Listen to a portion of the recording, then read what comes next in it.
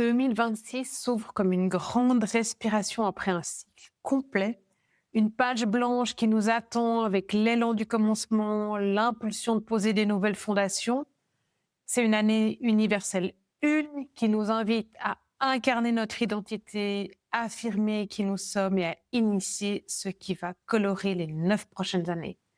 Dans cet épisode, je vais t'emmener dans les énergies de cette année une, partager avec toi les tendances collectives, quelques repères historiques et des clés pour vivre en conscience ton business.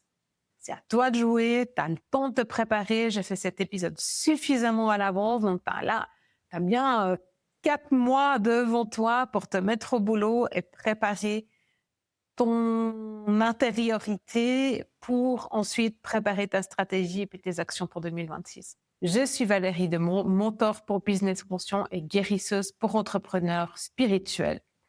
Je suis heureuse de t'accompagner dans ce passage si particulier parce que 2026, c'est pas une année comme les autres.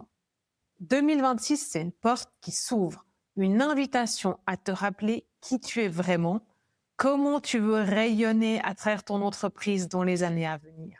Je t'en parlerai plusieurs fois dans les prochaines semaines, notamment des piliers du commencement conscient et de comment te préparer au mieux pour cette année 2026.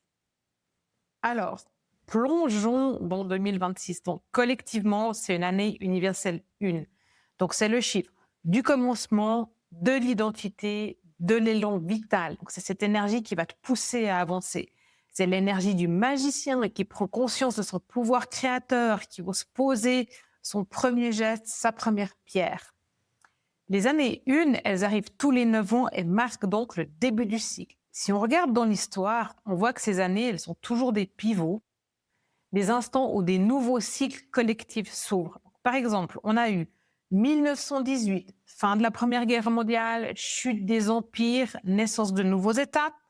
Un monde se termine, un autre commence. 1927, innovation, vol transatlantique de Lindbergh, début du cinéma parlant, symbole de pionnier et d'innovation qui change la culture. 1945, fin de la Seconde Guerre mondiale, création de l'ONU, la bombe atomique, fin et recommencement, début d'un nouveau cycle.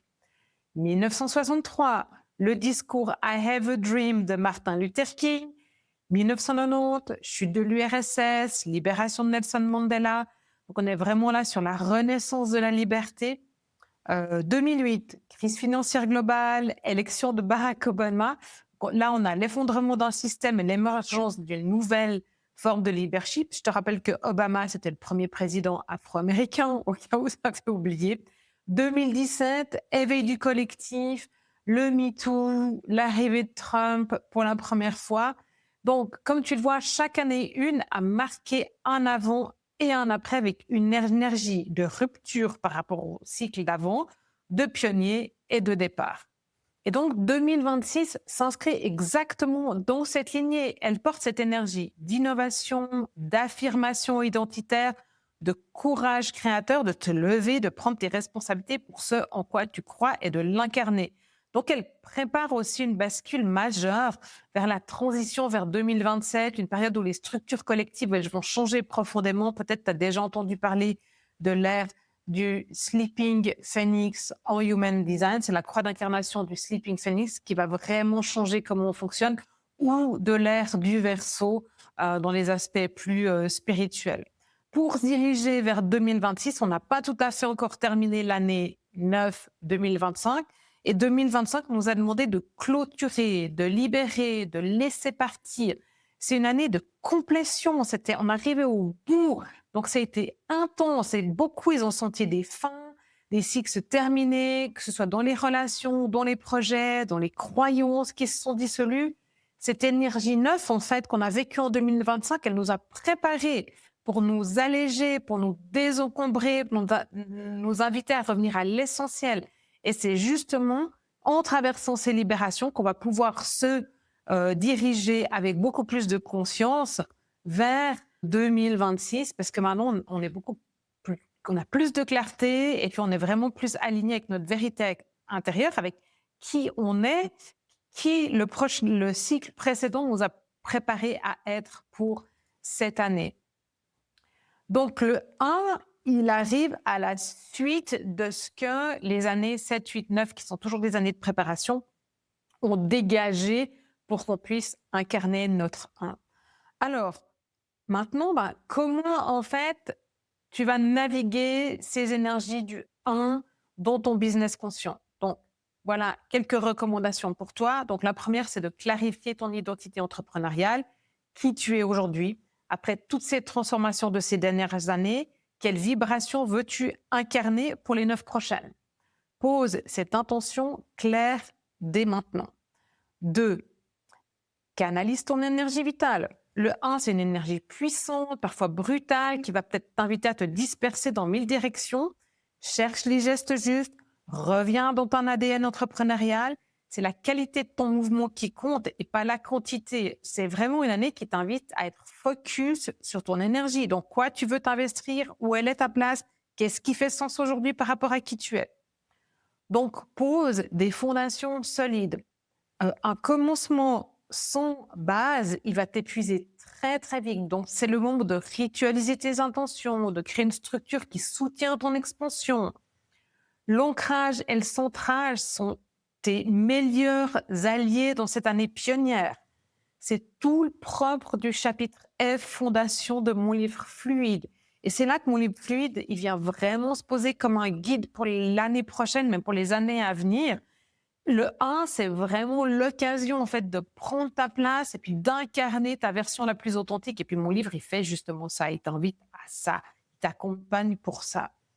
Donc, 4e point que je te recommande, c'est embrasser cette énergie du 1. Quel souverain suis-je?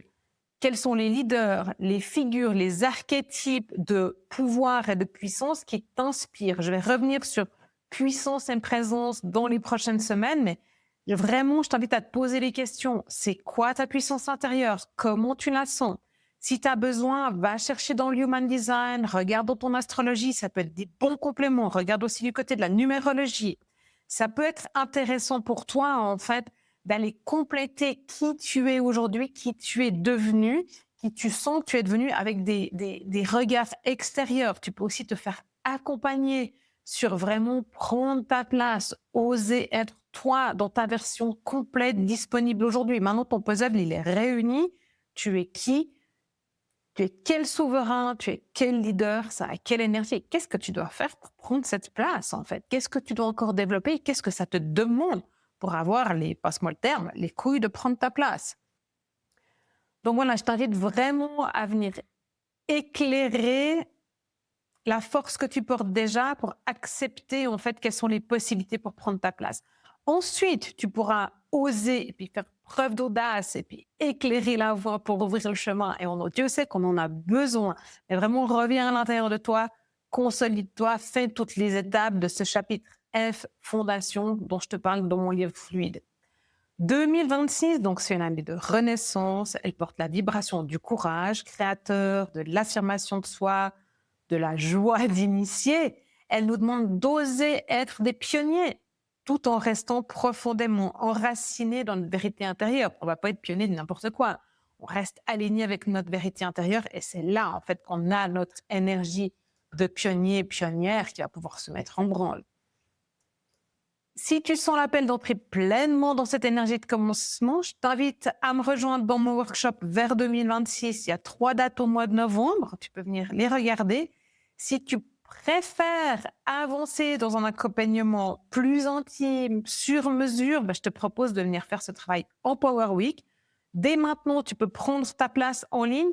Si tu veux venir en présentiel, c'est la semaine du 13 octobre ou celle du 8 décembre. J'ai que 2 créneaux jusqu'à la fin de l'année, donc je t'invite vraiment à réserver maintenant ta Power Week si tu veux venir en présentiel, le travailler à la montagne en immersion complète. 2026, c'est l'occasion d'affirmer ta voix, ta présence, ta puissance créative. Le monde a besoin d'entrepreneurs conscients et qui incarnent ce commencement fluide, souverain et qui rayonne. C'est à toi de jouer, tu as le temps de te préparer. J'ai fait cet épisode suffisamment à l'avance, donc tu as bien 4 mois devant toi pour te mettre au boulot et préparer ton intériorité pour ensuite préparer ta stratégie et puis tes actions pour 2026. À toi de jouer, je te retrouve dans un prochain épisode de Cœur Business.